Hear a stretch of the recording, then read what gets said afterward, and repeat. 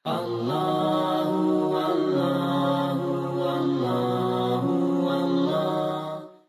Baik, Brother Lim, satu poin yang baik saya rasa itu yang Brother Lim terangkan tadi ialah perbezaan ataupun percanggahan di antara apa yang disebut di dalam Al-Quran dan apa yang disebut dalam Alkitab ataupun kita kata Bible, iaitu bagaimana pula kalau kita terangkan, bagaimana kita nak terangkan kalau sekiranya mereka mengambil dalil bahawa contohlah seperti mereka kata tu Nabi Isa AS ataupun Jesus Christ, dia apabila dia sembah Tuhan itu, dia jatuh di atas muka dia dan dia seolah-olah seperti bersujud. Dan kini kalau kita nampak orang Islam pun solat bersujud.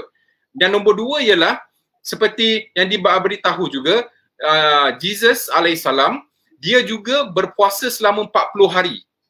Jadi kalau misal katalah mereka mengambil contoh-contoh ini untuk support diorang punya evidence bahawa Quran itu meniru daripada Bible, bagaimana kita nak jelaskan kepada mereka? Terima kasih Brother Fadli. You see, dia begini. Bila kita lihat, saya bagi tambah lagi ya, saya kembangkan lagi. Kalau kita lihat Nabi Isa alaihissalam, amalannya, syariat dia berkhatan.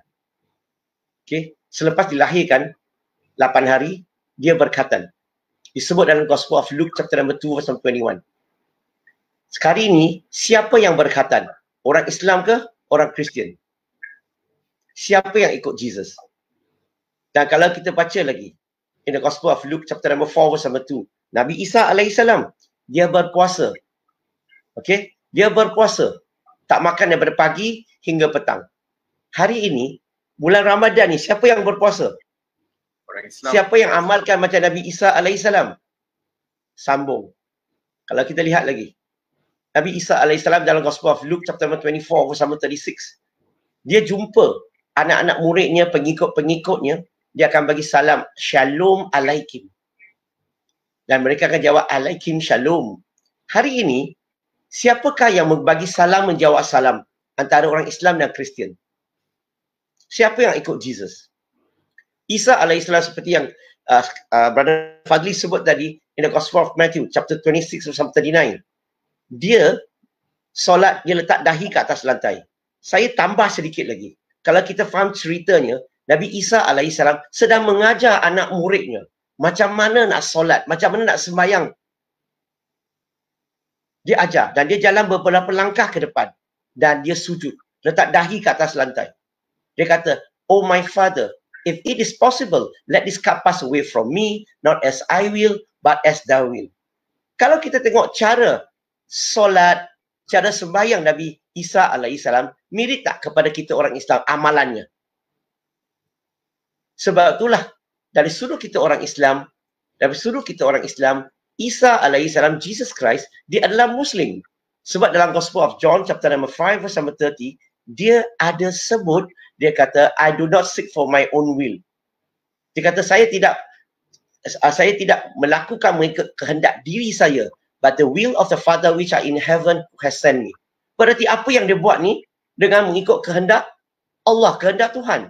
Berarti dari konteks di sini, Muslim berarti mereka yang taat, patuh kepada perintah Tuhan. Submission. Berarti konteks ini, Nabi Isa alaihissalam adalah Muslim. Maka kalau dia kata, Quran tiru daripada Bible, okey, contoh. Tapi kenapa Kristian tak amalkan? Kenapa mereka tak amalkan amalan itu? Kan yang sebut tadi, ada persamaan tidak bermakna sama.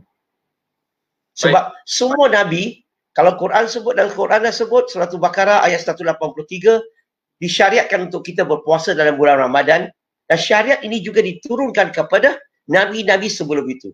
So maka kalau Nabi Isa alaihissalam puasa, Musa alaihissalam pun puasa. Ibrahim alaihissalam, so Nabi-Nabi sebelum itu pun ada puasa. Maksudnya apa? Maksudnya mereka semua ni adalah mengamalkan agama Islam. Agama Allah Subhanahu Wa Taala. Wallahu a'lam. Allah